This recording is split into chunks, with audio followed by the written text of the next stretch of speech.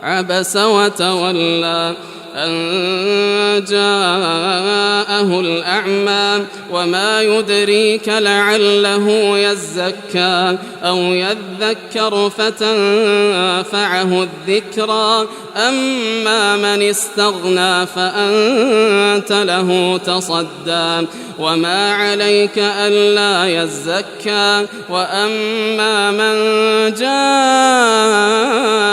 يسعى وهو يخشى فأنت عنه تلهى كلا إنها تذكرة فمن شاء ذكره في صحف مكرمة مرفوعة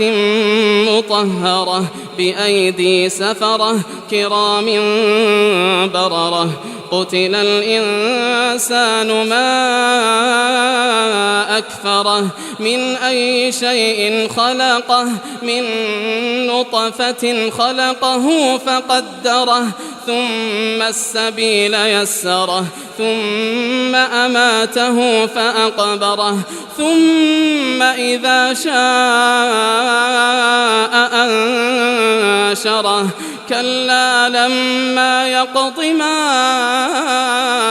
أمره فلينظر الإنسان إلى طعامه أنا صببنا الماء صبا ثم شققنا الأرض شقا فأنبتنا فيها حبا وعنبا وقضبا وزيتونا ونخلا وحدائق غلبا وفاكهة وأبا متاعا لكم ولأنعامكم فإذا جاءت الصاخة يوم يفر المرء من أخيه وأمه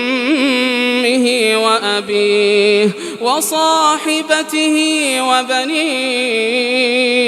لكل امرئ منهم يومئذ شأن يغنيه وجوه يومئذ مسفرة ضاحكة مستبشرة ووجوه يومئذ عليها غبرة ترهقها قترة أولئك هم الكفرة الفجرة.